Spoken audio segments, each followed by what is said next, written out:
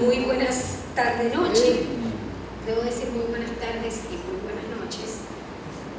Por si acaso se me escapa al final. Ante todo, queremos agradecer a la Quinta Dominica y no veo a saludar. Pero bueno. Ante todo, queremos agradecer a la Quinta Dominica por permitirnos estar aquí hoy, por permitirnos tener este espacio de diálogo, de reflexión con ustedes.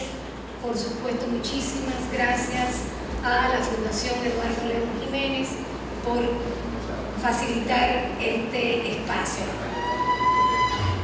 María Teresa de Catrén nos va a bienvenir a su casa. No, buenas noches, a nuestra casa no. Esta noche, Quinta Dominica está de fiesta por muchas razones. La primera, el 25 aniversario del concurso. Feliz de vieja porque este concurso ha tomado desde esta noche a Quinta Dominica, por lo tanto está en su casa. Muchas gracias. Y estamos también de fiesta por un doble aniversario. El aniversario de San León, 10 años de trabajo, y el también 10º aniversario de Quinta Dominica. Al igual que San León, nacieron mellizas con un fin común de resaltar el arte, la cultura, la educación, y esta noche especialmente esta noche Quinta Dominica se mengua, se apaga, se quita del camino y le cede a la Fundación Eduardo León Jiménez y su concurso de 25 aniversario al Centro León, que hoy es dueño de casa. Bienvenidos a todos y buenas noches. Muchas gracias, María Teresa. Prosigo agradeciendo a Quinta Dominica, por supuesto, a la Fundación Eduardo León Jiménez y a la Oficina del Estado Libre y Asociado de Puerto Rico por permitirnos tener aquí a Marina Reyes Franco. Debo decir que este encuentro de hoy se inscribe dentro de las actividades del programa educativo del 25º concurso de arte Eduardo León Jiménez, y dentro de este marco se ha desarrollado un programa que permita extender, ampliar la acción del concurso mucho más allá, no solo de la exposición o los procesos curatoriales, sino que también incida en los territorios del análisis y la reflexión crítica de nuestro contexto y otros contextos. Precisamente en el ámbito del diálogo sobre otros contextos, nos pareció muy interesante compartir con alguien que, nacida en San Juan y graduada de la Universidad de Puerto Rico, recinto Río Piedras, fue capaz de desarrolla su producción de sentido entre San Juan y Buenos Aires.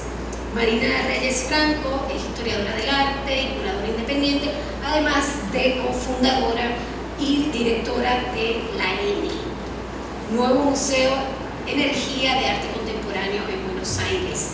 Este diálogo de hoy, que se titula Curaduría Expresa y Museografía Precaria, Institucionalidad en la Adversidad, precisamente evalúa, entre otras cosas, este museo, que fue un proyecto de crítica institucional que se desarrolla a partir del 2010 y que propone, dentro de todas las teorías de la nueva museología, unos nuevos estándares, no solo de interacción con los públicos, sino de interacción interinstitucional.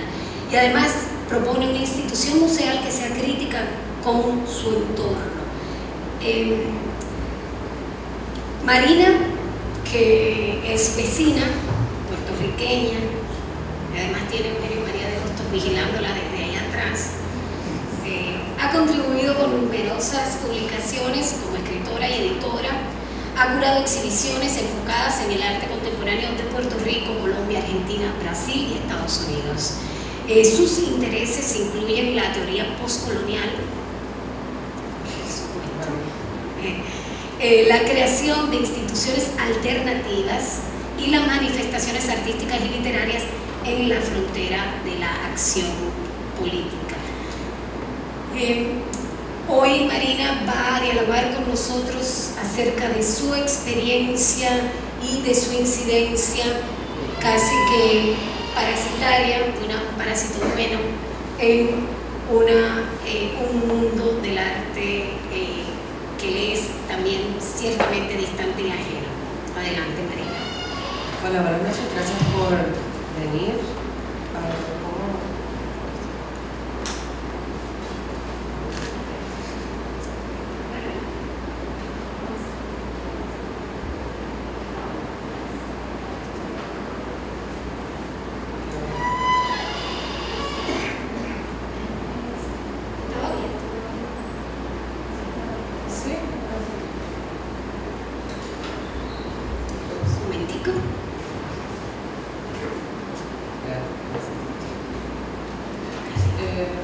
Hola, como ya dijo Sara, yo soy Marina y brevemente les explico un poco, o sea, lo que yo llamaría mi práctica. La divido entre mi práctica como investigadora de historia del arte y también y mi práctica como curadora, que no siempre, o sea, tiene las mismas influencias, pero no siempre se trabaja sobre los mismos temas. Yo particularmente investigo sobre los años 70 en Puerto Rico y sobre la gráfica experimental, la circulación alternativa, sobre proyectos políticos, proyectos artísticos y literarios en que incidían en la política de esa época, en los 70, en Puerto Rico, que la mayoría de las veces se va por la pintura abstracta, tal vez la cerámica como creación vanguardista de esa época, pero deja de lado mucha producción gráfica bien importante, performática también, y bueno, yo me interesé mucho por eso y por ciertos momentos históricos, ciertos momentos en el arte que quedaron muy poco documentados, que muchos de los artistas en esa época tampoco le prestaron atención o pensaron que eso que estaba haciendo su compañero era arte, o era literatura, o era poesía. Y ellos mismos también crearon ese vacío de la investigación. Había historiadores que tampoco le estaban prestando atención. Entonces me parece que desde una época para acá, de los años 2000, ha habido como un repensar, desde el principio del año 2000 ha habido un repensar de estas últimas décadas de producción artística en Puerto Rico, y me he centrado en eso, en conjunto con un grupo de artistas con los cuales trabajo, que también reflexionan sobre eso y que han tomado como ciertas figuras de este pasado, pueden ser algunos como Carlos Irizarry o Esteban Valdés, por ejemplo, y los han tomado como referentes para también crear ellos. Así que eso es como mis intereses más de investigación histórica y como lo que me interesaría que fuera mi aportación académica. En términos de gestión, que es más lo que nos trae aquí hoy, yo desde el 2010 llevo a cabo este proyecto que se llama La N. Tiene el nombre de Nuevo Museo de Energía de Arte Contemporáneo, en parte porque el local que habitamos antes se llamaba Energía, entonces decidimos como casi un chiste de rendirle homenaje a la institución anterior que estaba ahí, institución. Y Nuevo Museo, aludiendo a las prácticas de la nueva museología, y un museo que se base en el deseo de una comunidad de que exista, el deseo de una comunidad de ser representada, en vez de museos que se basan en una colección preexistente, que entonces buscan un edificio para que lo albergue, o grandes edificios que luego no tienen colección o no tienen manera ni siquiera de mantenerse, ni de pagarle a la gente para que trabaje. Entonces, esa fue como nuestra gran motivación. También, ahora les explico. La N surge en un panorama institucional en Buenos Aires que esta puede ser una parte bastante como negativa o pesimista, pero me gustaría también explicarles un poco cómo funciona el sector público y el sector privado allá a nivel de colecciones, de museos y ciertas instituciones que no coleccionan pero sí que exhiben arte, como galerías, o sea, galerías públicas, no galerías comerciales.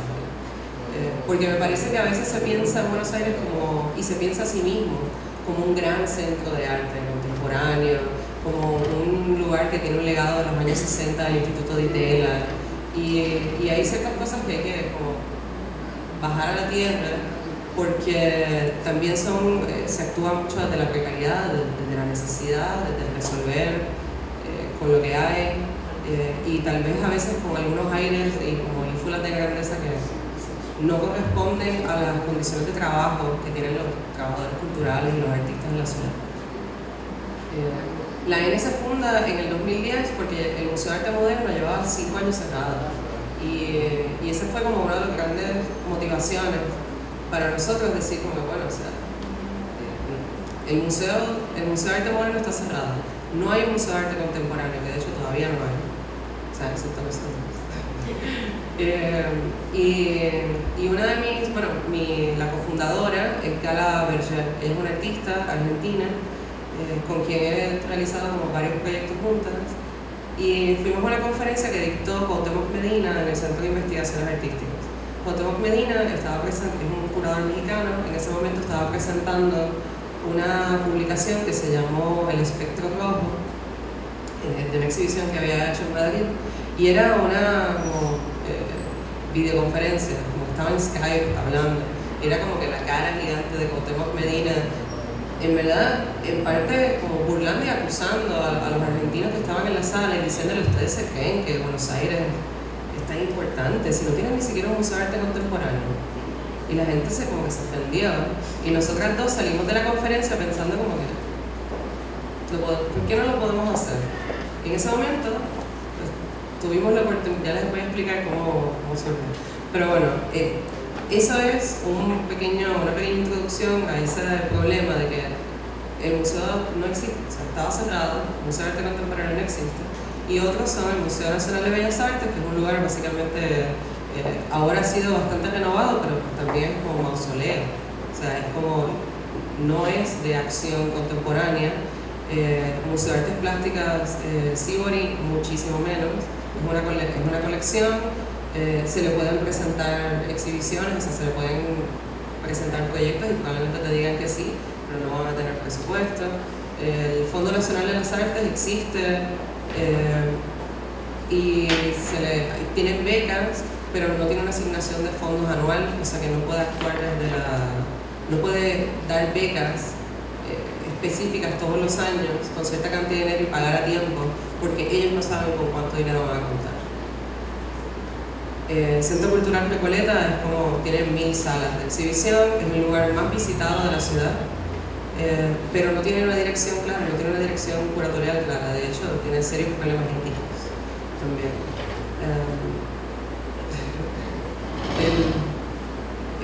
El Centro Cultural Recoleta tiene una parte que son como 3 salas principales que sí, esas salas sí crean catálogos, son exhibiciones curadas, de hecho como que algunas como bastante importantes históricas, pero tiene otra parte que es casi como a la venta, y es bien problemático porque es un centro todavía pensado como de alta visibilidad y de legitimación, y ellos se aprovechan de eso también para como asignarle todo el problema al artista y que el artista se encargue desde gestionar la pintura hasta quién va a poner los clavos, a como que si quieres tener un curador lo tiene que pagar el artista.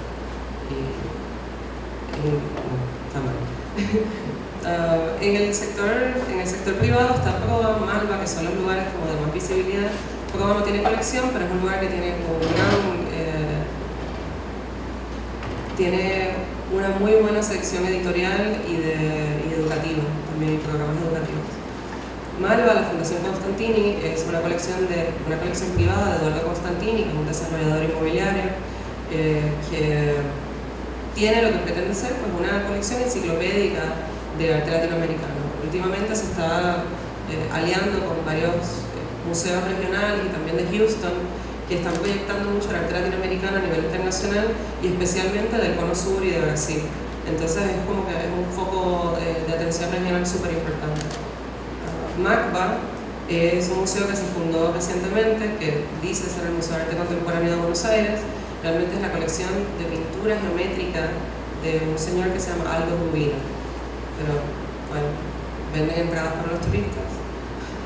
Y el Fine Arts Center también es de un desarrollador inmobiliario que hace como 20 años decidió desarrollar un sector, un barrio que se llama Puerto Madero, y él tiene un hotel, tiene residencias, y entonces lo quiere desarrollar como un sector de arte y diseño en conjunto con ciertos planes también que tiene el gobierno de desarrollar esa zona sur de la ciudad.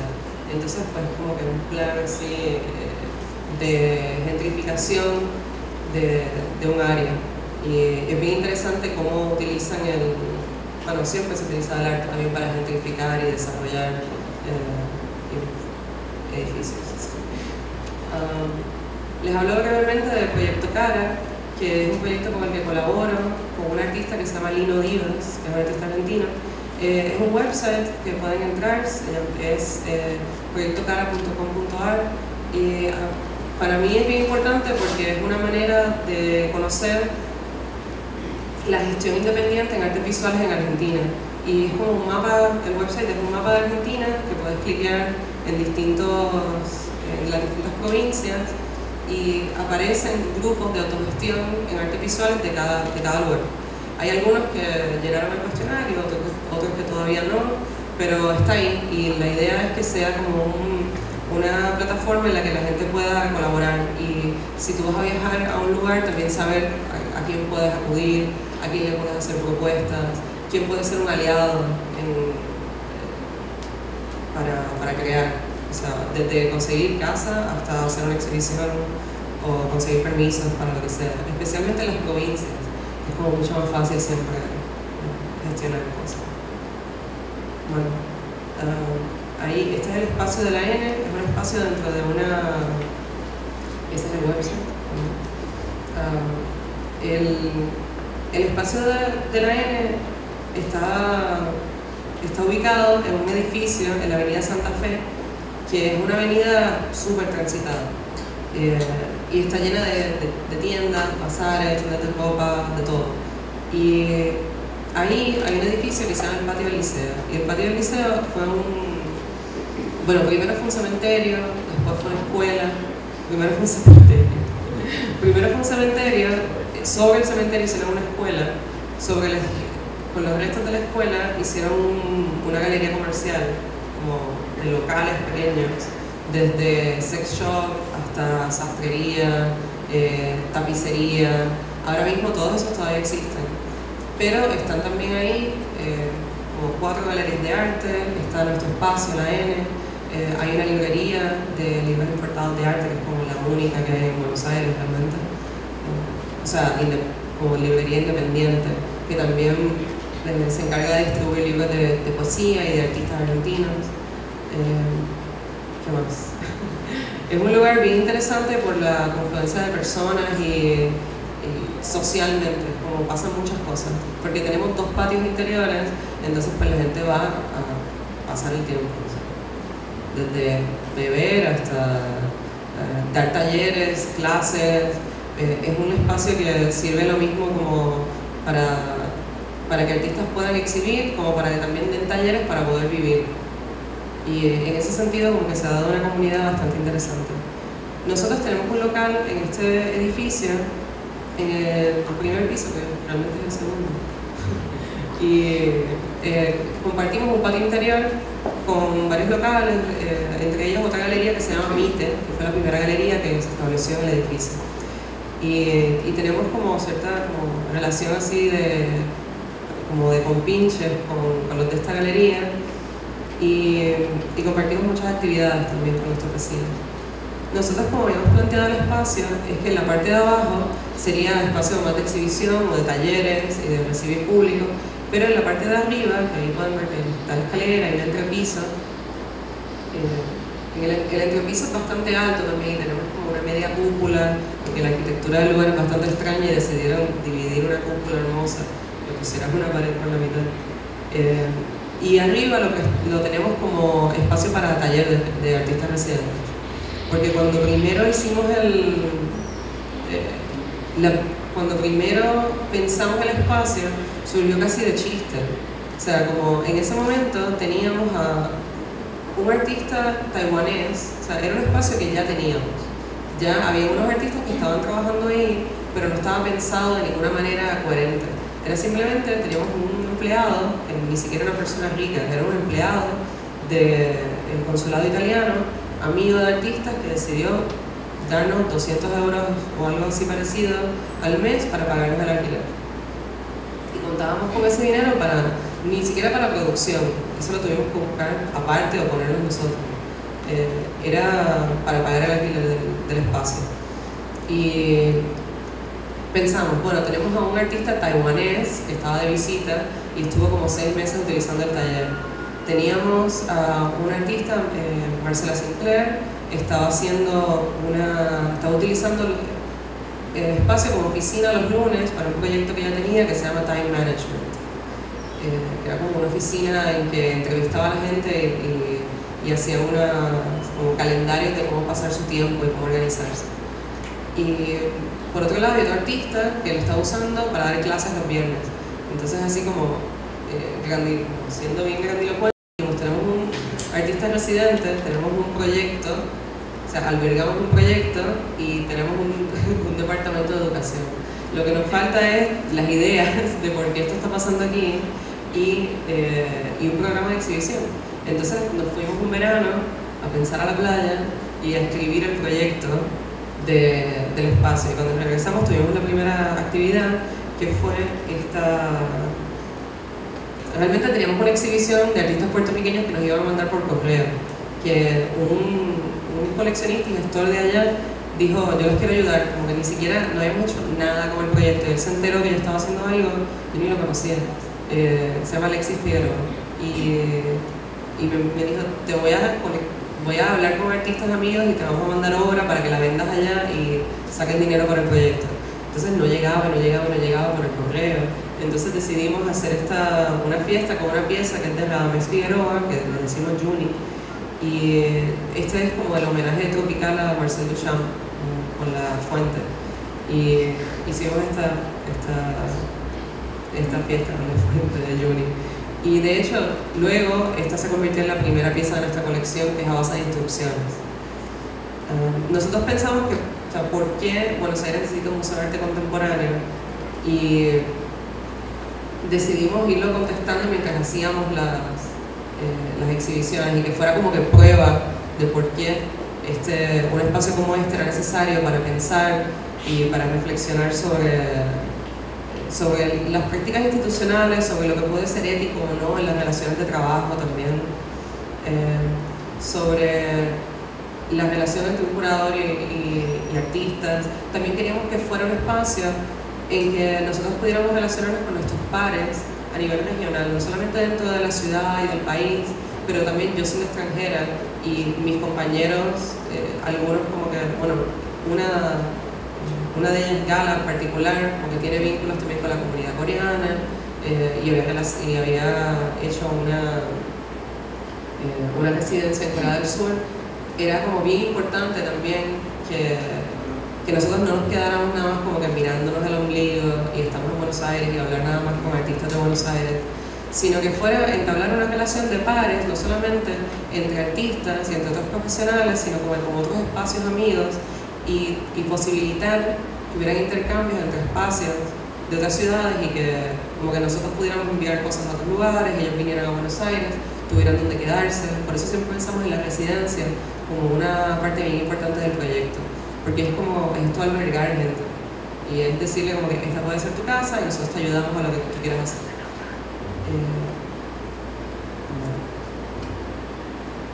Entonces, pensando en eso mismo de los intercambios, es que hicimos es una exhibición que se llamó Un Museo Chévere.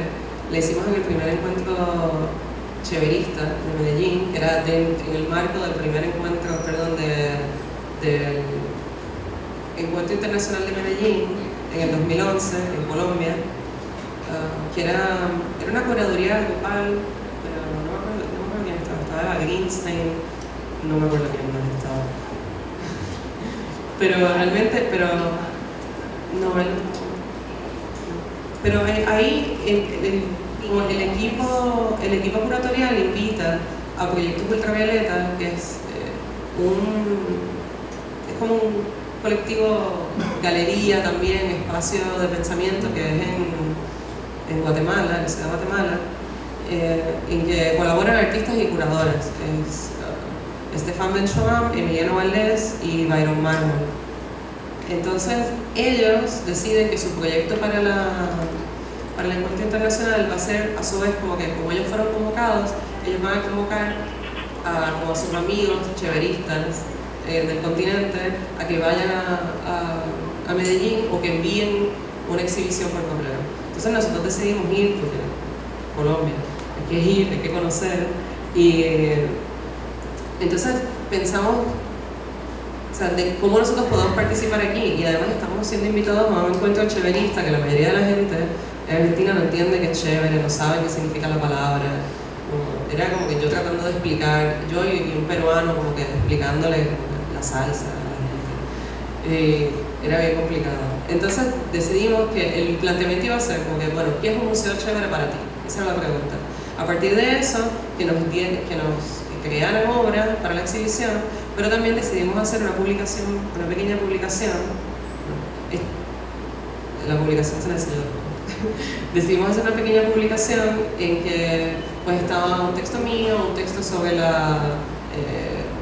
como más realidad institucional de la ciudad de Buenos Aires, de donde sale nuestro proyecto, y otro texto de un historiador que se llama Agustín Díaz Fischer, que le investiga también museos creados por artistas, particularmente en Perú, pero nos interesaba mucho tener esa visión como regional. Esta es una pieza de Gala, de Berger, que esas son las dimensiones de la fachada real de la N. O sea, es más grande porque es más alto, pero es un calco de la entrada. Lo de Yo Soy la Cumbia lo hizo un artista peruano residente, y este es como un visitante bien entusiasmado de la exhibición. Esto era como la pregunta era ¿qué es un museo chévere? Y él decía que era un vernissage eterno, como una apertura eterna, así que me dio $100 para comprar vino. El vino era terrible. Sí. Y esta es la publicación, esa es la dirección, pero cualquier cosa se la mando a quien la quiera, y también la pueden buscar. Otro proyecto que enseguida que tuvimos la idea de que queríamos hacer la N, yo pensé en este proyecto. Hay un artista norteamericano que se llama Zach Landsberg, que él estudió con una amiga mía en la Universidad de Nueva York. Y yo conocía este proyecto de hace tiempo. Resulta que Zach compró en el 2005 un terreno en Utah, en el desierto. O sea, no hay nada. Por $600 en eBay compró un terreno. Y él, viendo la realidad política de Estados Unidos en ese momento, igual que nosotros veíamos como un panorama institucional terrible, en el cual no teníamos acceso para trabajar porque generacionalmente estábamos afuera, porque de ideas tampoco como que mezclábamos bien con lo que estaba sucediendo en la ciudad. Pues de la misma manera, él dice, Estados Unidos está yendo por un lugar que yo no estoy de acuerdo. Como que está Bush en el gobierno, estamos en guerra, esto está mal, yo voy a fundar mi propio país. Y él compró el terreno y como un chiste hace la declaración de independencia.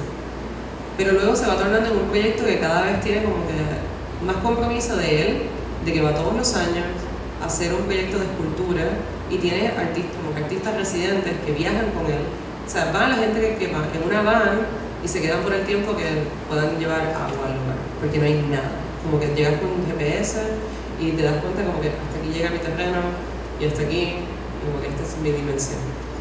Entonces tienen Ministerio de Información, tienen Ministerio de Cultura, tienen como distintas personas designadas a estas labores, y bueno, y él es el dictador benévolo, es su título. Ese es el escudo, y era porque ese escudo es un calamar gigante, porque en el momento en que se hizo el escudo nunca se había visto un calamar gigante vivo. Y por eso es que es como una cosa, como aludir a una cosa mítica y misteriosa. También el nombre, o sea, él físicamente también es bien como difícil de posicionar, porque parece, o sea, puede parecer como nativo americano, pero realmente es mitad judío y mitad chino, de California. Entonces habla de una manera así como tipo super skater de California, todo dude, pero es como que es un judío chino. Y entonces decidió también ponerles el tan al nombre, también por la situación de ese momento, bueno, todavía, la situación política y de guerra y de conflicto, y de tener un nombre que fuera como que pareciera problemático, porque desarrolla toda una identidad de país. Esta es la exhibición en el espacio. Es una cronología de la historia de la región, que está muy ligada a la expansión de Estados Unidos hacia el oeste, que también está ligado pues, a una matanza de nativos americanos, está ligado a la religión, a los mormones, y cómo los mormones se fueron, creo que estaban en Michigan, y se van en Illinois. Estaban en Illinois y se van hacia el oeste precisamente como que buscando libertad, que libertad era la poligamia. Y bueno, hace toda una narración de esto y después entra como en la historia de la República de Uzbekistán y luego los proyectos artísticos y escultóricos en el territorio. Este es un nuevo ciudadano de Uzbekistán jurando bandera y esta fue la primera vez que se hizo el proyecto de la embajada del país. Así que era todo como muy institucional y estábamos buscando nuevos ciudadanos. Este es Zach Reedy, y ese es el pasaporte. Él fue súper comprometido porque mandó a hacer un montón de cosas en China antes de llegar a Buenos Aires, y una de ellas era el pasaporte. De hecho, cuando regresó a Estados Unidos se los confiscaron, porque era como que ¿qué tú haces con estos pasaportes de Uzbekistán? Se veían súper reales. O sea, ay, de haber traído uno. Conseguimos muchos nuevos ciudadanos y entonces es basado en un sistema de que cuando tú pagas algo que sea razonable en tu país, en el caso de Argentina cobramos 50 pesos argentinos, que es como que la moneda se devalúa día a día, pero creo que es como $4, $5, algo así. En ese momento era un poquito más, casi 10 en ese momento, pero ahora no. Se cobra eso o un intercambio, como que si tú querías dar obras, si tú querías prestar un servicio. Funcionaba, si tú me regalas un libro, te regalo la ciudadanía, y así se hacía el intercambio. Ellos estuvieron como un poco más de un mes y fueron haciendo diferentes otras obras durante la residencia, con videos y esto. Esa era una de las vistas de exhibición. También tenían postales, también tenían postales y como que pins con la bandera de Uzbekistán y la bandera de Argentina, por ahí. Y también había una línea de tiempo en el entrepiso, que es usualmente la parte de taller, ellos también la usaron para la exhibición. Era una línea de tiempo de actos como problemáticos y contestatarios alrededor del mundo, relacionados a la fundación también de Uzbekistán y la historia de Uzbekistán. Esa exhibición fue bien importante porque era, bueno, primero que como nosotros recibimos a un residente que, sacamos fondos, como buscamos fondos, le conseguimos dinero, ellos se pagaron los pasajes, pero nosotros pagamos la producción. Fue un logro a ese nivel como de producción y de gestión, así. Pero también era algo como de reconocernos pares en ideas, de que decidieron como crear una cosa paralela, como ellos crearon un país paralelo dentro de otro y nosotros decidimos crear como una institución o como un sueño de institución paralelo a lo que estaba pasando en la ciudad, o está pasando. Y esta otra exhibición, la de Grandes Museos, es de un artista argentino que se llama Franco Ferrari, y estaba por otro lado de lo que es para nosotros importante en la L. Franco literalmente lo que hace es que consigue como que hackea imágenes, su mayoría escala 1:1 de websites de museos. Ahora cada vez más los museos están como que siendo museos de open source y tienen sus imágenes disponibles, pero en este momento todavía no estaba tan así. Esto hace como 2-3 años. Y bueno, él consigue estas imágenes, las imprime, quedan como si estuviera, bueno, acá se de manera. las imprime y realmente su única labor como artística manual, o sea, su única labor manual es pegar las páginas y cortarlas, como que pegarla de pared. Bueno, también está la selección, sí, pero también la selección tiene mucho que ver con lo que, o sea, es lo que está disponible, pero también sus intereses y su, como una estética en particular que le gusta, que es dorado, bien bacán. Entonces, esa moldura dorada era una moldura que, o sea, existe, o sea, estaba en la N desde siempre, y él lo que hizo fue resaltarla pintándola de dorado. Y se quedó así, sí. Aquí está ahí está, bueno, esta parte de la cúpula, esa circulita. Y ese es el piso antes de que la arregláramos. Exacto. Ahí está esto. Más bien, esto era como una sátira de los museos europeos que eran palacios abiertos al público para educar a la gente.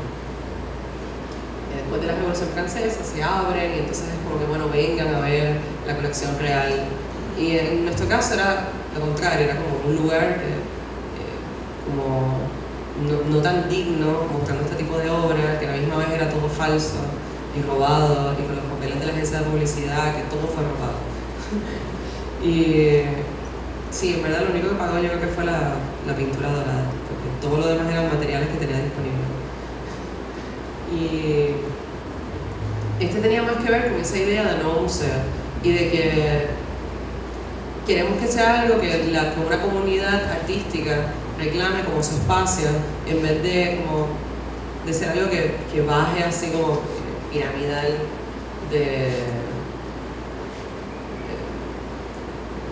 vengan porque nos vamos a educar, o vamos a tirar un ovni de exhibición en este lugar que no tiene nada que ver con nuestra realidad económica en esta ciudad y vengan a gozar. Entonces, este es el tipo de exhibición que planteamos, por lo menos las que más me interesan a mí también en la Esta poesía de la oficina de desempleo cubre otro de los intereses que teníamos, que era de presentar exhibiciones que fueran más exhibición tesis.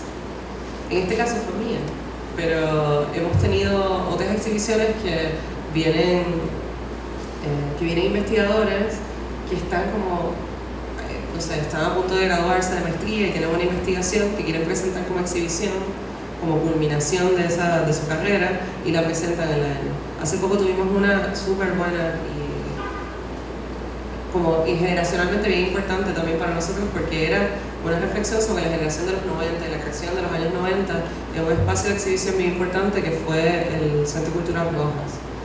Y esa como que englobaba unas relaciones emocionales entre artistas y como que un curador que también era artista, que era el que manejaba ese espacio, que se llama Jorge Gumiermayer, y como que una generación que exhibió ahí, que como que casi que se criaron en ese espacio, pero también muchos murieron, particularmente de SIDA, de estos problemas. Así que era como algo muy emocional para muchas personas que visitaron la exhibición, y también un logro para nosotros de conseguir la confianza de coleccionistas que nos prestaron obra para esto, porque en ese caso era un curador gestionándolo, no era un artista planteando una exhibición propia. Y ese fue otro logro, pero esta fue la mía. La otra la curó él se llama Francisco Lemos, el curador de esta otra muestra de los años 90. Poesía de la oficina del desempleo se basa en parte de mi tesis de maestría, que trabaja, aborda estos temas de arte y política, de como que la relación de política, estética y artistas y poetas uniéndose para tener cierta injerencia en la política real, como de día a día, incluso creando campañas políticas también, porque eso se dio. En el caso de Esteban Valdés,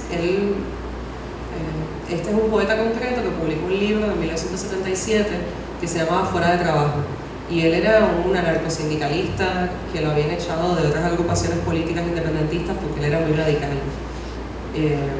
Y publicó un libro, ese libro que publicó en el 77 fue bastante ignorado hasta que en el 2002 un grupo de artistas liderado por Beatriz Santiago Muñoz, que participaban de una residencia que se llamó Proyectos, o sea, una residencia que era parte de Proyectos.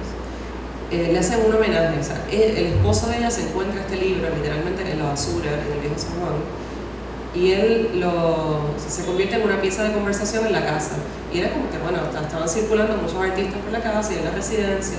El libro se convierte en esta pieza de conversación extraña hasta que deciden, bueno, vamos a ver quién era este tipo, porque nadie lo conocía, de esa generación no lo conocía.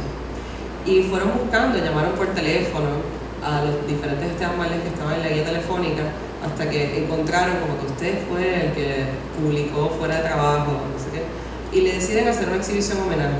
Entonces, pues, parte de mi planteamiento es que ha habido como un saneamiento de ese trauma histórico, como sería la teoría de Hal Foster, de que hay ciertos traumas que tienen que pasar muchos años para poderlos superar y reconocerse como vanguardia.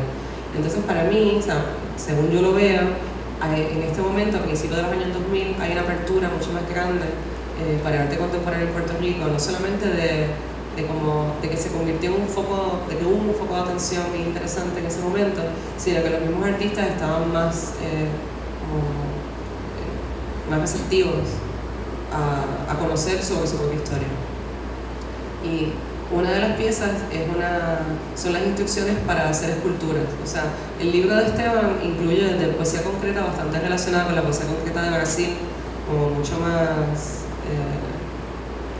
clásica, digamos, hasta una sección que se llama Procesos, en que da las instrucciones para crear esculturas. Y las esculturas son son el proceso para conseguir la firma de Pedro Albizu Campos en Luces de Neón, que Pedro Albizu Campos fue un líder nacionalista, básicamente torturado, con radiación, y murió súper mal. Las instrucciones lo que plantean es que registres todo el proceso de realizar el neón, desde grabar las llamadas por teléfono a la compañía para que te hagan el presupuesto y todo, hasta que al final lo dones el neón al Instituto de Cultura de Puerto Rico. Entonces, era la acción más irónica que podía realizar también, porque el Instituto de Cultura es como el brazo también como representativo de la colonia, a mi entender, y de como, bueno, no voy a entrar en eso. Puedo. El Instituto de Cultura es una entidad bastante, o sea, históricamente muy importante, definitivamente, pero también es como un dinosaurio y no conoce que muchas veces funcionaría mejor dándole dinero a las cosas que están pasando ya y a la gestión que ya se está realizando, pero pretende centralizar todo. Entonces, pues, o sea, el Instituto de Cultura, desde el 55 que se fundó, realmente ese gobierno de Luis Muñoz Marín realizó un trabajo de crear una nación, una idea de nación. Entonces la idea que tenemos de Puerto Rico y de lo que somos, y las tres culturas, y la tercera raíz, y toda esta cosa de nosotros como una mezcla de tres razas, y lo mejor de dos mundos, y esas cosas también vienen de esa visión, que tiene mucho que ver con el Instituto de Cultura. Y Albizu representa todo lo contrario. Y bueno, eventualmente Marx Rosado, que es un artista y diseñador de Puerto Rico, realiza ese neón. Y Beatriz Santiago Muñoz intentó hacer el inflable de solidaridad, pero no funcionó, como que el mecanismo no funcionó en ese año, en el 2012. Así que en el 2002. Así que yo le comisioné a un artista argentino que se llama David Maggioni, que tomando las instrucciones como realizara su propia versión, que es esta, de solidaridad.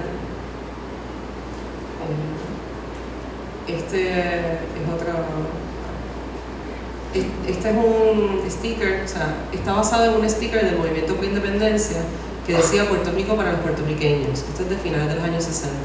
Entonces Esteban, anarquista al fin, piensa que eso es una cosa xenofóbica, o sea, borderline racista, que no puede ser, como que él no está de acuerdo con ese tipo de nacionalismo y con ese tipo de esencialismo de lo que puede ser puertorriqueño, que realmente no tiene como una definición. Y él le quita ese significado como excluyente, ese para los puertorriqueños, que también tiene que ver con el sueño, con sonreír, con el que se piense de cierta manera, también con una burla un poco de como que no somos una cosa, como que no somos independientes, de qué están hablando. O sea, tiene como todos esos como distintos niveles de lectura. Sí. Bueno, esta es la portada y contraportada. Esto es lo último. Museo Ad Nauseam es otra exhibición que esta la realizamos hace poco, fue el año pasado. Esta es obra de un artista argentino que reside hace como casi 13 años en Sao Paulo, que se llama Nicolás Rubio. Y Nicolás Rubio, él fue invitado a la Bienal de...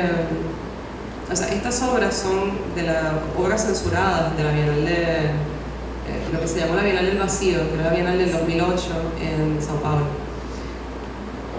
Esa Bienal primero se planteó como que iba a ser como un espacio de, que literalmente el edificio de la Bienal iba a ser un espacio de reflexión, que iba a haber performance, que iba a haber charlas, y que no necesariamente iba a haber como que obra, material.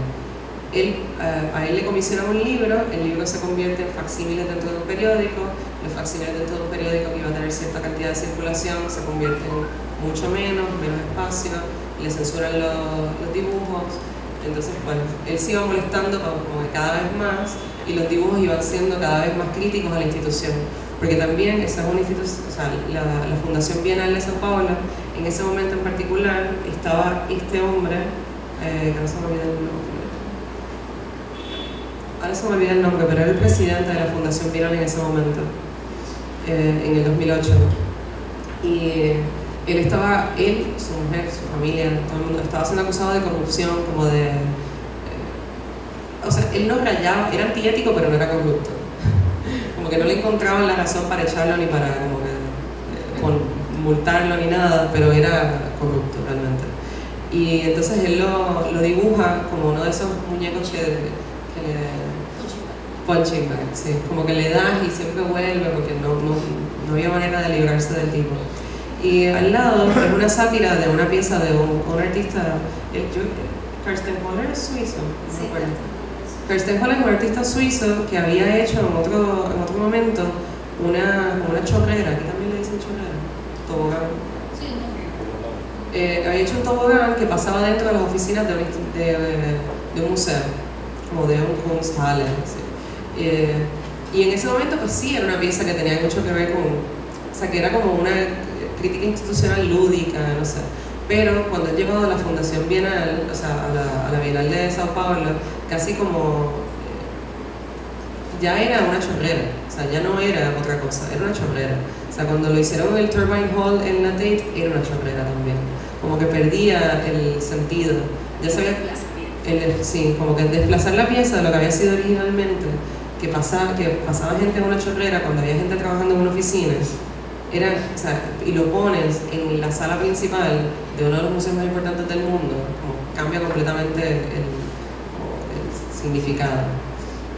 Entonces, cuando lo llevaron a Sao Paulo, ya era como llevar una obra que había sido un hit en otro lugar, la llevan a Sao Paulo, y eso, mientras a este artista le estaban negando dinero y que por años no le pagaron lo que le debía a la Fundación Bienal, por otro lado estaba Karsten Holler construyendo la chorrera, que esa sí iba a ser la que iba a traer gente a la Bienal.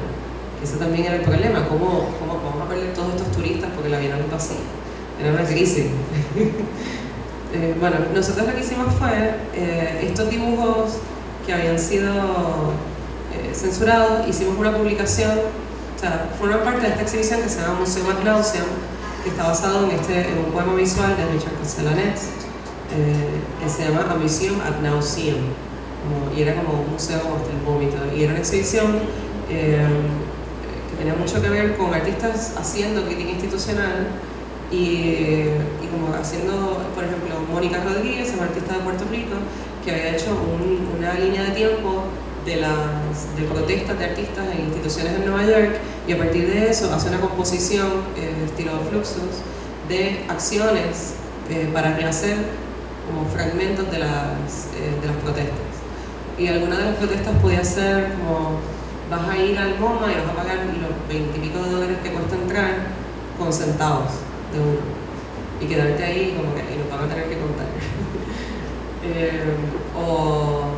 Bueno, y ella se recrearon, como parte de una exhibición que tuvo en el espacio en Nueva York, se recrearon varios de estos como fragmentos de protesta, desde los años 30 hasta la más reciente, que era una que fue durante la exhibición de Diego Rivera en el MoMA, que era una protesta de Occupy Museums, que era como un cuestionamiento de, o sea, MoMA está apoyando la huelga, o sea, perdón, no está apoyando la huelga de los trabajadores, como los trabajadores de una casa de subastas, eran como art handlers. Eran los movers, sí. No apoyaban, claro, los que movían las piezas, porque ellos estaban en huelga, porque se los iban a echar. Y el museo, como quiera, como que apoyaba a esta casa de subastas y tenía ciertos sponsors, que es gente como súper corrupta. Y bueno, el movimiento de Occupy, y en particular como ese grupo de trabajo que tienen que se llama Occupy Museums, habían planteado como una protesta dentro del museo, porque es como que, o sea, el Diego Rivera, un tipo que estaba pintando a Lenin. Y bueno, es eso. Y bueno, por un lado estaba una parte que incluía obra de Mónica, de Richard Castellanets, de Nico Robio, que fue republicar, o sea, hacerle la publicación que no se pudo hacer, con un texto también que explicaba el problema que tuvo con la Fundación Bienal, pero en la parte de arriba también lo utilizamos como para plantear las alternativas.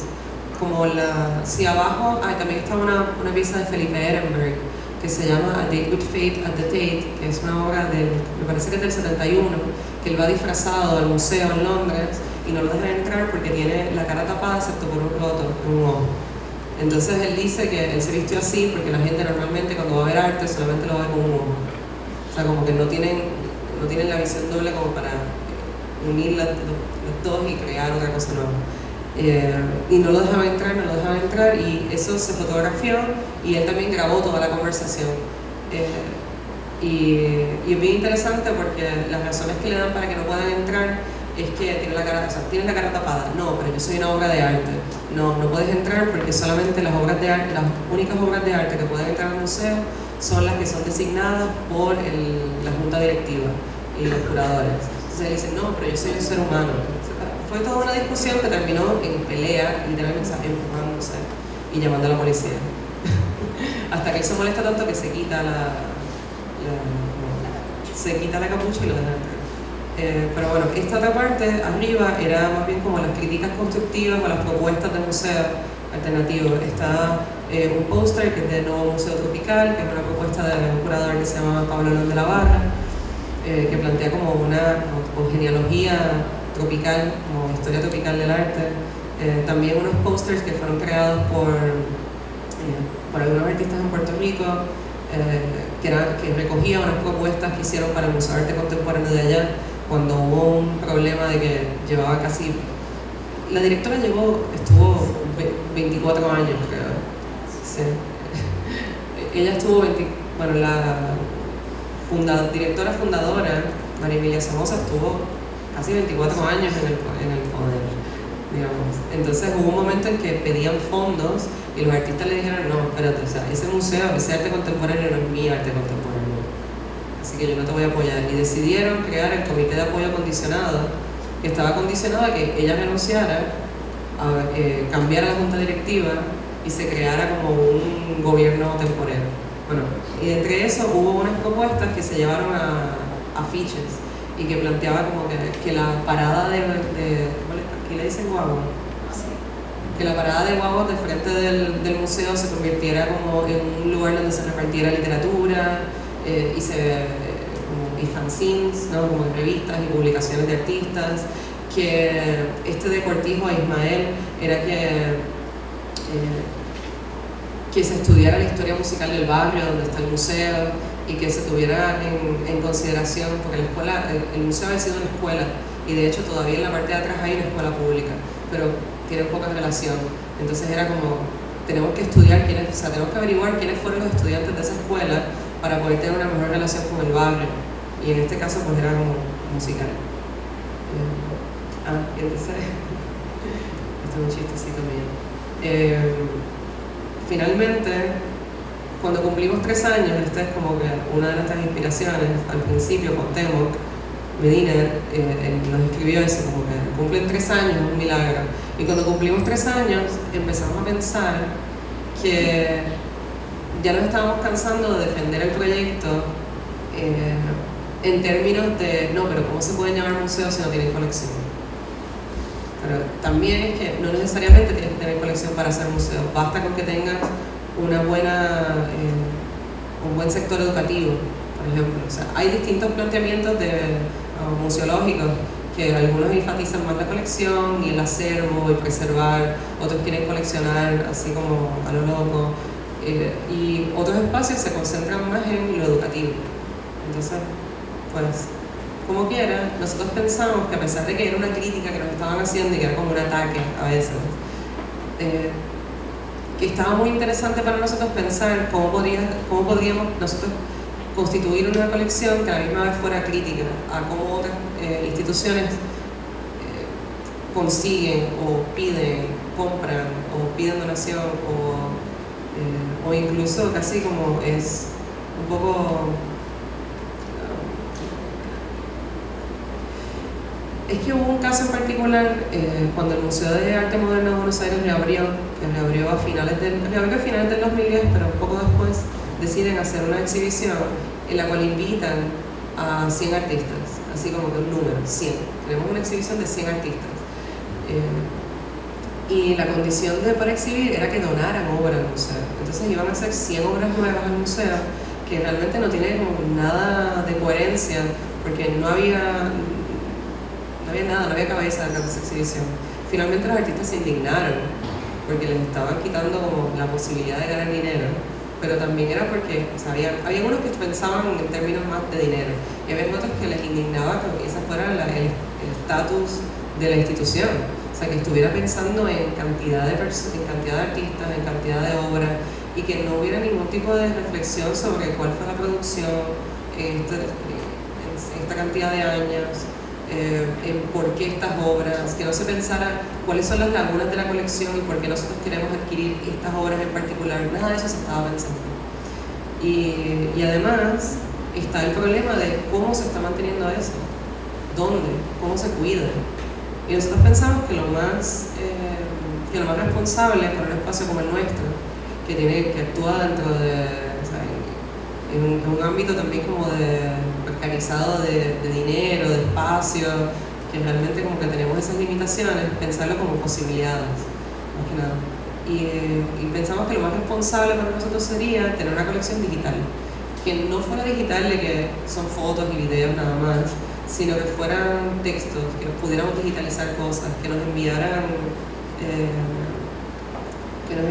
instrucciones para realizar obras, que fuera algo que pudiera ser almacenado en un disco duro, pero que también como de ahí se desdoblara cada vez que se pudiera mostrar. Y bueno, tuvimos una exhibición parcial en Canadá, en el Darling Foundry en Montreal, porque nos invitó una curadora que estaba de residente allá, Pamela Desjardins, pero esta fue la primera vez, esto es en el Museo de Arte Contemporáneo de Rosario, y es la primera vez que se mostró la colección hasta ese momento como estaba completa. Esto fue este año. Y bueno, y ahí están varias de las piezas que les había mostrado. Nosotros lo que tratamos de hacer fue como ir para atrás en la historia de nuestras exhibiciones y pensar qué obras o qué artistas, qué gestos que habían pasado en nuestro espacio o fuera, que nosotros le habíamos generado hacia afuera, cumplía con esos requerimientos que nos estábamos autoimponiendo de colección. Así que este fue el resultado, pero bueno, ahora tenemos la oportunidad, que esa fue la noticia que me dieron ayer. Ahora vamos a mostrar la colección en el Museo de Arte Latinoamericano de Buenos Aires, que es el MALGO, que sería como esta colección privada, tal. Y ellos tienen, o sea, es como que el museo enciclopédico que tienen ahí. y vamos a estar mostrando la colección a la misma vez que va a estar una exhibición retrospectiva de Julio Lepar, que también es importante porque Julio Lepar es un artista de participación y que tiene mucho que ver con la percepción desde la luz, etcétera, y lo lúdico, y como que él piensa que la obra la completa, la experiencia, todo eso. Entonces como que nos están ofreciendo la oportunidad de que mostremos la colección, la ampliemos también y de hacerlo como si fuera una base de operaciones, como que actuar como ser este ente dentro de la otra institución, y que el tipo de actividad que nosotros hacemos en nuestro espacio independiente lo llevamos a cabo ahí. Así que estamos pensando en hacer una nueva publicación, o sea, republicar el fanzine anterior, pero editar uno nuevo, en reflexiones sobre colección, estando dentro de una colección, o sea, dentro de un museo que es una colección privada, también va a ser interesante lo que se pueda pensar de ahí. ¿Cómo se puede ser crítico dentro de una institución? También, sí. ¿Cómo se lo van a plantear? ¿Cómo lo vamos a plantear? Ahí depende de... Eso lo vamos a estar pensando dentro de lo que le propongamos como las actividades las actividades paralelas.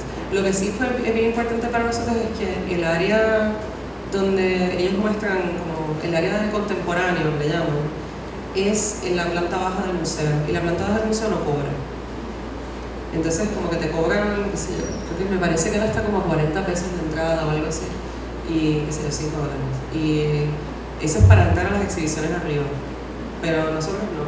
Entonces, como pensamos que todavía sigue siendo un espacio en el que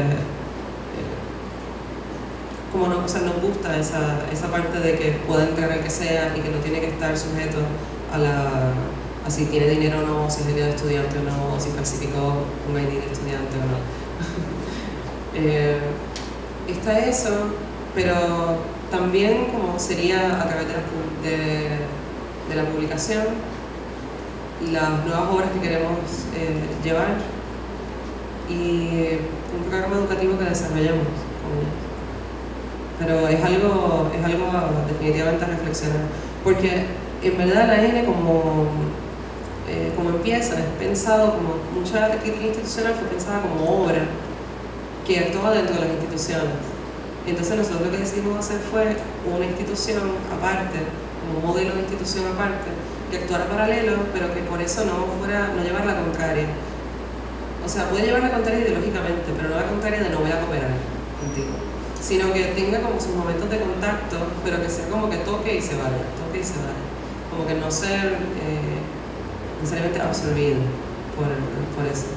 Así que será un ejercicio. Como un parásito que rebota.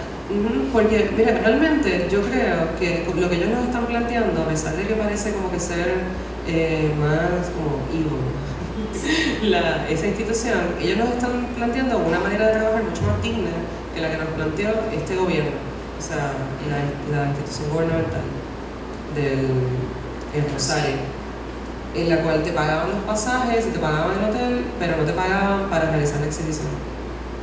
No había como un salario por curaduría, no había salario para imprimir todos esos papeles, todas estas cosas, todo lo tuvieron que imprimir. Yo no puse dinero porque estaba en Puerto Rico, pero ellos lo pagaron todo. O sea, la N lo pagó la exhibición, que le va a generar dinero y visitas al museo provincial. Entonces, dentro de todo, la otra institución me está planteando como que, bueno, vamos a ver si traemos un artista residente, vamos a hacer simposios, vamos a hacer una publicación. Entonces ya estamos entrando como que en una discusión que es más de respeto. Y eso es lo que sorprende, y es lo problemático también, que tenga que venir de lo privado y que no pueda ser planteado del gobierno, porque es que no tienen un plan de acción cultural. Y gracias.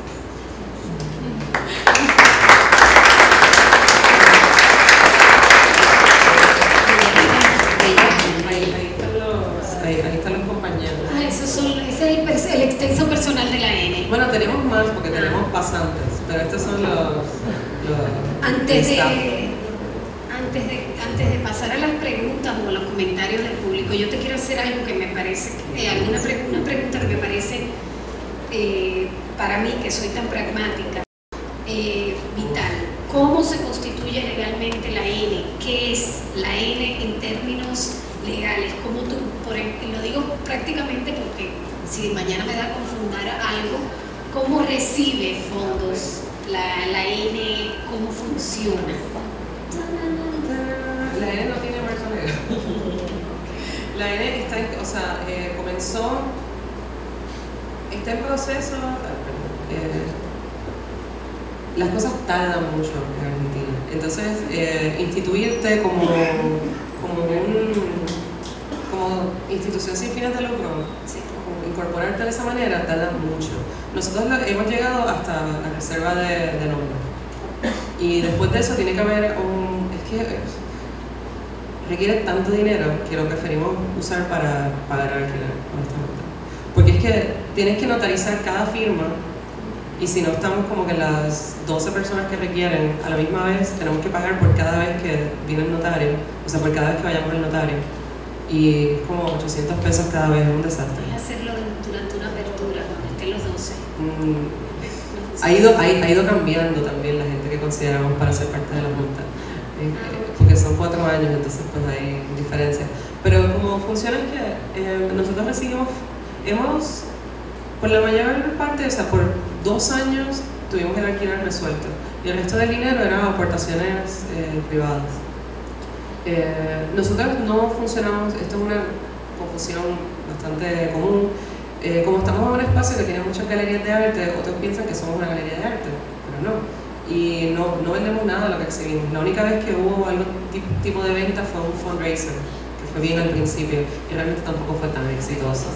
Sí, exacto. Y no fue muy exitosa, pero en general lo que hacemos es que tras bastidores sí como que nos donan y se le conseguimos al comprador y ahí resolvemos. Pero cuando hemos recibido becas ha sido a través de becas grupales, como si fuéramos un grupo de artistas que tienen un proyecto de arte, porque el Fondo Nacional de las Artes, si bien no tiene un marco legal propio bueno, porque ellos no tienen una asignación de dinero anual, sino que el Fondo Nacional de las Artes se compone de los derechos de autor que ya no tienen heredero. El gobierno los recauda. Y entonces, realmente, si vienes a ver, quienes aportan ese fondo es del sector de música y de literatura. Arte no aporta nada, pero chupa bastante, porque son los que tienen los proyectos grupales y tienen los proyectos también individuales, y que son becas en diferentes momentos del año. Y es un problema porque como que el sector de arte no está contribuyendo nada del fondo, pero tampoco hay una asignación, es un problema de legislación, pero dentro de ese... sí. Bueno, no, pues expiran también, pues después de esa cantidad de tiempo simplemente expiran y lo cobran el gobierno. Pero muchas veces como funcionamos es como grupo de artistas buscando fondos. Y bueno, y estamos a la espera también de otros fondos que La palabra de ustedes, de Yanira, por favor, como todas las actividades nuestras que están siendo grabadas, pueden decir su nombre. Al hacer la pregunta, aquí adelante, Angel, necesitas, tú levanta la mano para que ella te vea. Son señores de embarazo. Hola. Bueno. Otra vez. Sí. Angel Leonardo. Me interesa, y es como la pregunta que sigue a la pregunta de Sara, relacionada. ¿Cómo lograron conseguir una comunidad? O sea, ¿cómo se esparció la semilla y cómo fue el proceso? ¿Fue fácil, fue difícil, fue largo? ¿Fueron dos que se decidieron? Mira, gracias. Bueno, es significativo que esté esa foto ahí atrás de mi socio, porque en un principio fuimos Gala y yo, una artista y yo, y básicamente ella era la que tenía el acceso a los fondos para pagar el alquiler, y ella no quería que el espacio se perdiera. Entonces me dice, Marina, o sea, puedes puedes tener este espacio, pero lo tienes que dirigir tú. Yo no quiero que sea una galería, hagamos otra cosa. Pero tú lo tienes que dirigir, porque yo soy artista y yo no voy a, como que no me puedo dedicar nada más a manejar un espacio y a preocuparme por conseguir dinero y venderle obra a otra gente. O sea, ella no quería bregar con eso. Entonces, pues, como que me lo presenta a mí y yo le dije, sí, está bien, lo hacemos. Y entonces enseguida empezamos a buscar gente, allegados, más bien de ella que mía, porque también en ese momento, o sea, ya yo llevaba unos años en Buenos Aires, pero tampoco tenía como la red de gente que tengo ahora. No estaban estas otras dos personas, no estaba ni Sofía Dublón, que es la que está saludando, y tampoco estaba Santiago Villanueva. Y ellos no estaban en ese momento. De hecho, como que no los habíamos contemplado cuando primero llamamos a todo el mundo que conocíamos y como que los obligamos a trabajar con nosotros. Era como que tú eres diseñador gráfico, ven. Como tipo así. Había gente que también como invitamos a una persona y el otro se sentía excluido y quería venir. Y al final teníamos un grupo como de 10 personas, que era imposible hacer reuniones, porque era como... Habíamos algunos que estábamos en un nivel de discusión, y había otros que estaban en otra cosa, había unos que no estaban prestando atención, había otros que como que no entendían qué era lo que estábamos tratando de hacer. Entonces, fue interesante porque la gente, sin molestarse y sin pelear ni nada, la gente se fue como los que no se sentían tan identificados o tan comprometidos, o que tenían proyectos propios también, que ellos querían tener su galería, que ellos querían hacer sus revistas, y gente que sigue haciendo cosas súper nítidas en Buenos Aires. Ellos se fueron retirando para hacer otras cosas o para dedicarse a su obra, y había otros que siguieron colaborando de una manera que no era como tan comprometida de poner dinero y venir a las reuniones, pero sí de recomendarnos gente, de presentarnos personas, de recomendar programación. Entonces siempre mantuvimos como una buena relación con la gente que se fue también. Pero lo más interesante es que a mitad del primer año, bueno, casi cuando íbamos a cumplir el primer año, julio de 2011 tuvimos una exhibición de Santiago Villanueva, que fue alguien que Gala había recomendado. O sea, por Gala le habíamos pedido una propuesta a Santi, pero no lo conocíamos y ella tampoco lo conocía personalmente. Era simplemente que había visto su website, le gustó y le invitamos, y así fue que lo conocimos. Y después de que realizó la exhibición, a Sofía, que era como que alguien que trabajaba en galerías y ha trabajado también en instituciones, ahora está escribiendo más en el periódico y trabajando como de curadora y asistente de investigación, y también dando clases en la universidad. Ella se acercó principalmente porque le interesó mucho esa exhibición. Y después de ese julio, o sea, de esa exhibición de Santi, ellos los dos dijeron queremos formar parte. Y ese ha sido el equipo que hemos tenido estable y comprometido desde ahí. O sea, desde ese momento fue como pudimos realmente como que centrarnos en desarrollar como, ciclos temáticos y otro tipo de cosas, como que bueno, vamos a pensar la colección, vamos a pensar las exhibiciones que queremos hacer este año que tengan que ver con crítica institucional. Este otro año vamos a tener relaciones con, bueno, el resto de este año van a hacer intercambios con otros espacios en Latinoamérica, como que va a ir de Chile, va a exhibir una galería, de México, galería en el sentido de espacios de exhibición y proyectos autogestionados por artistas y como que jóvenes curadores también. Y vamos a tener esa relación con Perú, con Chile y con México. Y en verdad algo que fue seminal fue que yo estaba en Puerto Rico en el 2010. O sea, yo fui de mis vacaciones de la universidad, fui de 2009 a 2010. Y entonces yo hice una exhibición que honestamente era tipo, me llevo obra de argentinos a Puerto Rico a una exhibición durante la Feria de Arte y hago dinero. Eso fue como que lo hice. Sí, o sea, estaba pensada, pero en verdad había como, yo estaba actuando de galerista, fantasma, pero resulta que en esa feria que se llamaba Circa, que no sé cuánto funciona, como 5 años o algo así, en ese Circa había una nueva sección que la curaba Pablo Hernández Lavarra. Y a Pablo, él había tenido una relación bastante cercana con gestores y artistas en Puerto Rico, pero la propuesta de él ese año para la feria era como una parte era el centro del salón, del centro de convenciones que me había reservado para la feria. Iba a ser un área en que estaban galerías jóvenes y galerías o proyectos que realmente nunca habían ido a una feria. Ahí yo conozco a Estefan de Proyectos Ultravioleta, conozco a Giancarlo Scaglia de la Galería Revolver de Lima, conocemos a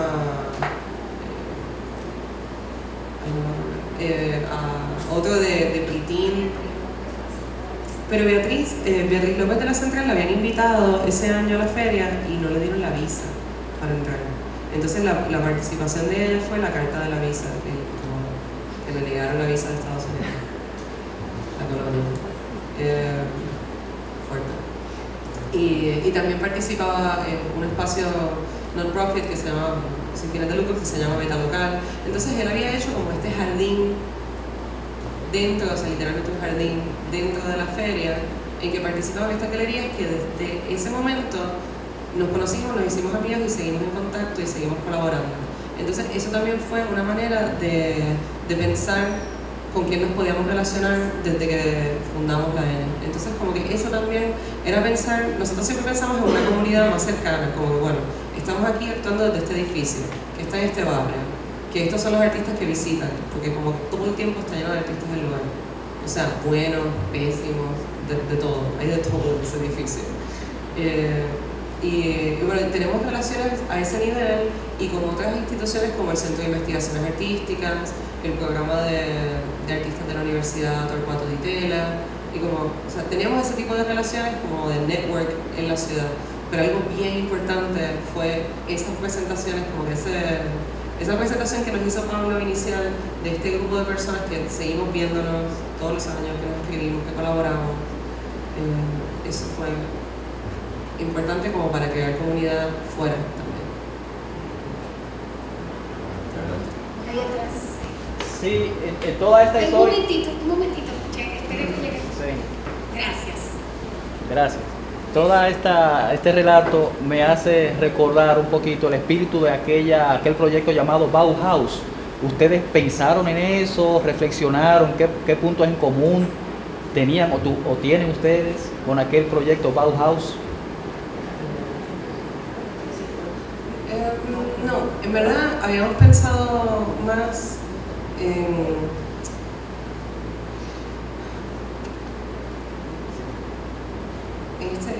el Museo de Arte Moderno Departamento de Águilas de Marcel Bataillers, que era como, o sea, era un artista creando un museo, también curando exhibiciones a partir de la colección de otros museos, como que le invitaban y él hacía como su propio museo. Y además la primera exhibición también fue un apartamento. Y es más como en ese otro espíritu de hacer, bueno, en su caso es más sátira de institución, pero empieza así y queremos que se vaya haciendo también como más serio. Y en verdad también nos están tomando más en serio, que sería como lo que está pasando más recientemente. Porque también hemos estado en discusiones de gente que se molesta, dicen como que le estamos faltando el respeto a las instituciones, hay gente que se pone así. Y yo creo que no están entendiendo la ironía también del nombre o como el espíritu de jugar, pero jugar en serio y de que no hay necesidad de sufrir tanto, ni de tenerle tanto respeto a las instituciones del gobierno y al establishment. O sea, es como que hay cierta generación que está, o sea, yo digo generación porque sí, pero hay cierta generación que está en ciertas esferas de poder o que tienen como que todos los trabajos freelance que hay. Y si no encajaste en eso desde un principio, pues quedas fuera. Entonces nosotros queremos como ser un espacio que también puedan haber como jóvenes profesionales de otros, porque nosotros no somos un grupo de artistas, a pesar de que nos presentamos como un grupo de artistas a las becas, pero no necesariamente nos travestimos, o sea, no somos un grupo no todos somos artistas. Yo no soy artista, Santiago es artista, pero está haciendo una maestría en Historia del Arte, la misma que yo hice. Gala es artista, pero también ha trabajado como gestora y como curadora. Sofía o sea, trabaja como periodista y como crítica, profesora, y también estudia historia del arte. O sea, como que tenemos formaciones distintas a los otros grupos de gestión que generalmente se dan en la ciudad, que tienen mucho más que ver con promocionar su trabajo y promocionar el trabajo de gente allegada a ellos. Pero lo más que pensamos era en ese tipo de institución como de burla que llega a convertirse en algo más en serio.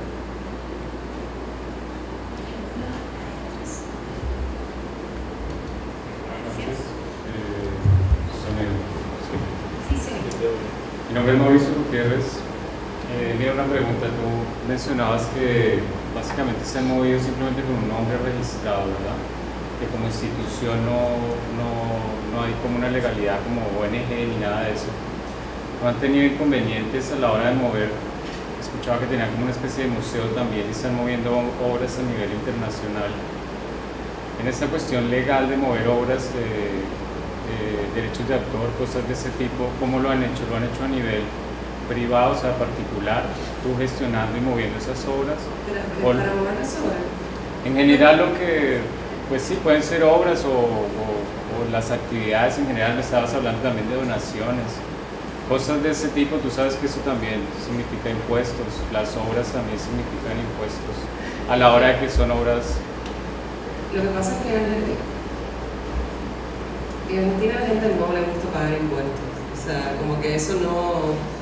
Compras obra y eso no se factura, como la figura legal del artista no existe, que es algo interesante a la hora de pagar impuestos. Es como que tú estás prestando un servicio. Bueno, depende. Es más bien como que tú puedes facturar por la manufactura, por hacer una cosa, pero no puedes facturar por la venta de obra. Entonces estamos actuando en varios vacíos legales. Y no tenemos problemas porque también si queremos mover obra son cosas que podemos imprimir, rehacer, esconder. Pero en su mayoría son cosas como que fácilmente transportables o hasta que no serían percibidas como arte. O sea, como que una palangana con frutas y una botella de ron.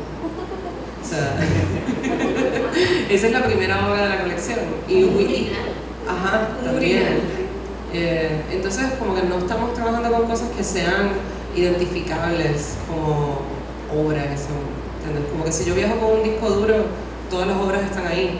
Y llego al lugar de la exhibición, las imprimo, busco a alguien que me mezcle el cemento para hacer la escultura, me pongo a coser la palabra solidaridad como que en este manto blanco. O sea, como que no tenemos ese tipo de problemas realmente. De hecho, en Puerto Rico, eso es algo que no estaba incluido acá, porque si no hubiera sido muy largo. La exhibición de Esteban Valdés, esa exhibición se hizo en Buenos Aires, después la hicimos en una residencia que me invitaron en Brasil, en Sao Paulo, y me pidieron esa muestra en particular porque tenía relación con la poesía concreta de Brasil. Pero como los artistas, o sea, aprovechando ahora que estuve en Puerto Rico casi 2 meses y medio o algo así, decidimos hacer la exhibición en un bosque, en una casa, como una casita en un árbol que construyeron entre varios amigos y el que le ideó fue Radamés Figueroa, que es el de la primera obra, la palangana como de la fuente tropical. Y esa obra ahora como forma parte de la Bienal del Whitney. Entonces era como que el momento de Juni, como de estrellato, pero aprovechando que estaba en Puerto Rico, pues queríamos hacer esa muestra allá. Y o sea, yo cosí las obras, son videos, una proyección de una foto, porque no le vamos a pedir el neón prestado al Instituto de Cultura para llevarlo a un bosque, no me lo van a prestar. O sea, van a pedir seguro de obra y no vamos a asegurarlo para llevarlo a un bosque, a una casa, a un árbol. O sea, jamás eso va a pasar. Así que buscamos la manera también como de jugar con lo que se puede y con comunicar las ideas de la exhibición de distinta manera, como que en ninguno de los lugares fue igual, porque en ninguno de los lugares eran como las mismas condiciones de producción. Así que... Bueno, para concluir hoy, primero agradecer a Marina esta posibilidad de dialogar sobre formas diferentes de accionar en este escenario tan particular. Interesante porque algún día lo evaluaremos desde un punto de vista historiográfico y nos daremos cuenta que esto no tiene ninguna distancia con lo que hacían las pinturas en el Renacimiento ni en el Medioevo, que tenían funciones muy específicas. Y también entender lo express como una forma de generar sentido desde la adversidad y de generar espacios desde la adversidad. Y un poco la moraleja, si ustedes pudieron, ¿por qué nosotros no podemos? Esto casi fue una fábula de Esopo. Antes de decirles buenas noches, les quiero invitar a un brindis de cerveza Presidente y agradecer de nuevo encarecidamente a nuestros amigos de la Quinta Dominica por ser sede de este espacio, que esperamos que se repita muchas veces, pórtense bien. Y agradecer, por supuesto, a la Oficina del Estado Libre y Asociado de Puerto Rico por permitirnos tener a Marina acá y a la Fundación Eduardo León Jiménez. Nosotros, en nombre del Centro León, agradecemos a Marina haber viajado estos 43 minutos en JetBlue para llegar aquí. Muy buenas noches y adelante brindemos por lo express y la alteridad. Fraternidad.